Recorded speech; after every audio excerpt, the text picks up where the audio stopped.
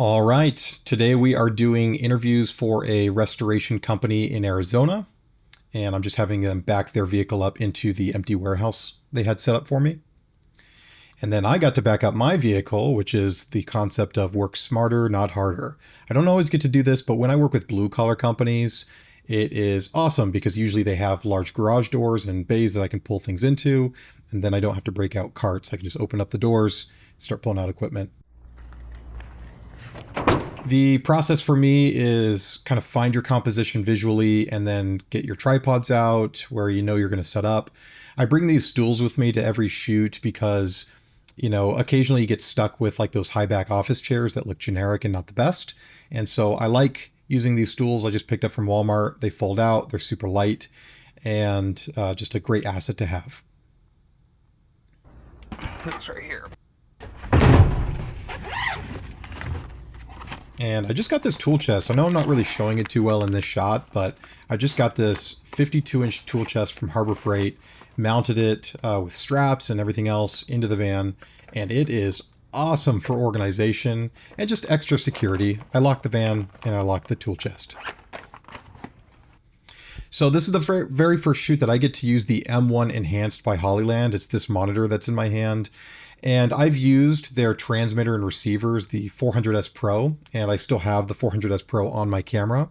But using this as the receiver, the monitor, is less cables, and it allows me to quickly just carry it around and see what I look like in the shot. And so you'll see here, after I sat down in the chair, I need to lower my tripod, blah, blah, blah, kind of reframe a little bit.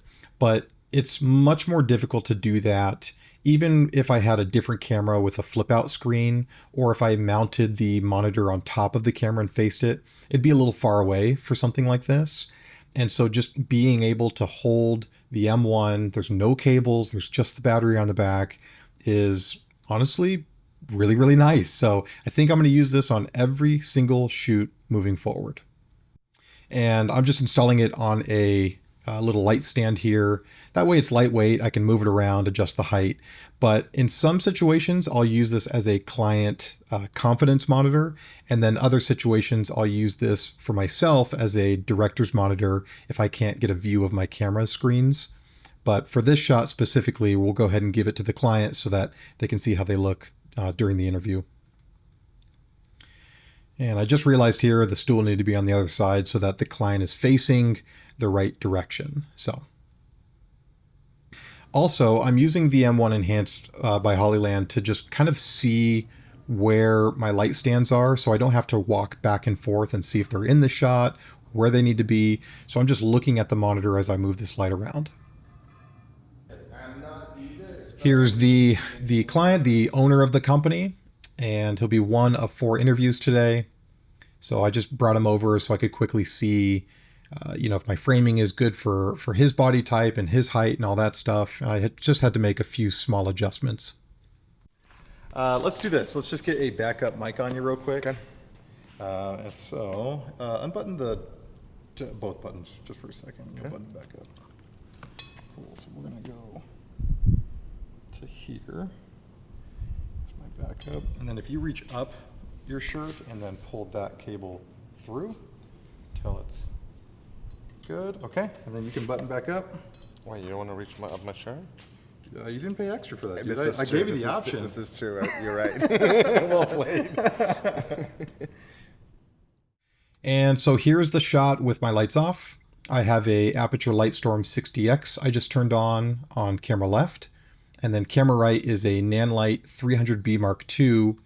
Both lights are set to 5600 Kelvin. And then the Nanlite 300 is at 30%. So you could get away with this if you had a less powerful light. And here's the final kind of behind the scenes setup. We've got my 2 6K Pro cameras. We've got that Hollyland M1 monitor. We've got this light over here, which is the 60X set at 20% using a V-mount battery. And the Nanlite is plugged into the wall at 30%. This is what the client gets to see. And just to show you the settings on the Nanlite, again, we're at 30%. So you could use a less powerful light. And that's a bonus, but I really like this one. And it's the most powerful light that I currently own. By the way, on the M1 Enhanced, I adapted it from NPF to V-mount just so that it kind of fits all the batteries in the workflow that I currently have. So if you pick one of these up, that adapter I found on Amazon, and it's just nice to have the same battery for most of your equipment. And here's my primary camera, again, 6K Pro. It's got the Hollyland 400S transmitter for video. I've got a V-mount on the side with a "That's What She Said" sticker, and a DD-TC1 for timecode. Other than that, I just have my microphone, my headphone plugged in so I can monitor sound. And my second camera, same body, but it's a 70-200 lens, and it has a timecode box, but that's pretty much it. So again, this is kind of like the behind the scenes where I'll be sitting is on the right. I'm interviewing him just in front of me. And the microphone, by the way, is a Rode NTG2. I like the sound. It works. I plugged it straight into my camera. I don't have to synchronize sound or anything like that. And as long as I'm monitoring it, I know that it's functioning.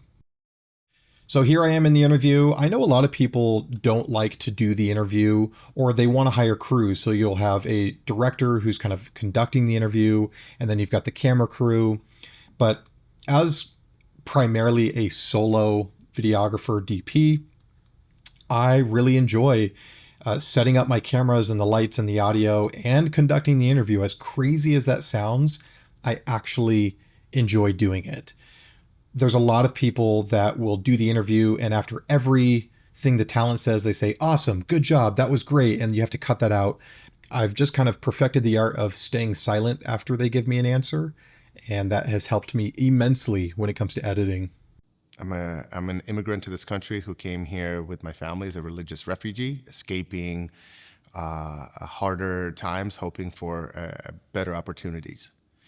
And as an entrepreneur now, part of my goal is to create those opportunities for people that work within this company.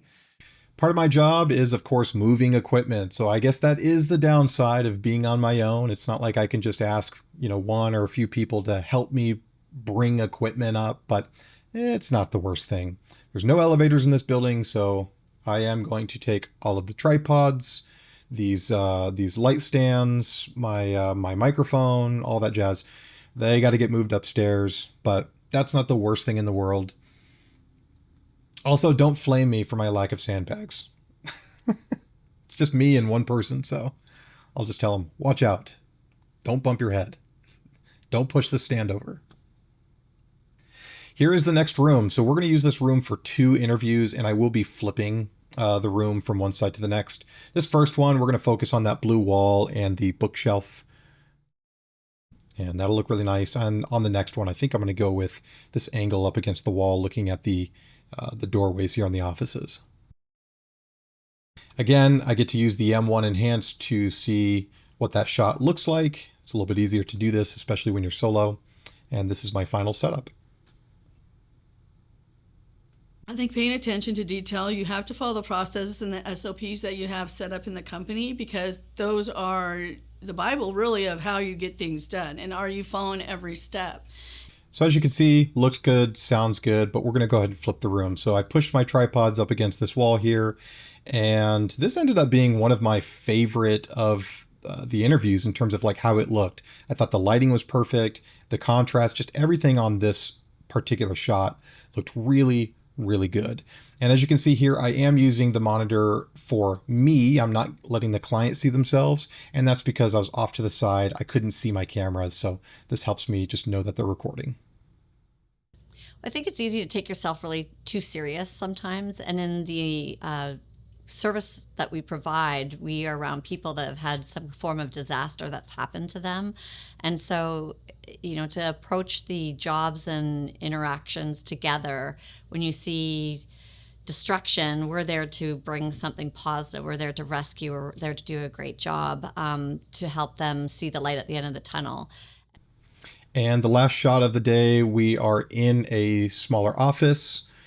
And I'm just showing you that it can be done. And I'm just blasting my Nanlite 300B into the ceiling, which is white. And that gave us a really nice light all around the room. I've never been successful at anything in life. I've never tried to be better than anyone else. I've always tried to be the best version of myself that I can be. Taking extreme ownership is a very simple and easy way to set yourself apart from others. There's a lot of people that will not embody that core value, that will not display those traits. Thank you everyone for staying patient. My channel is super small. I know I don't have a lot of people relying on me to pump out new content, but I've just been so busy filming and just didn't have the time to film BTS on everything. So I took the time today, even being solo, I just made the effort. And so please like and subscribe to the channel if you want to see more stuff, and I will see you next time. Thank you.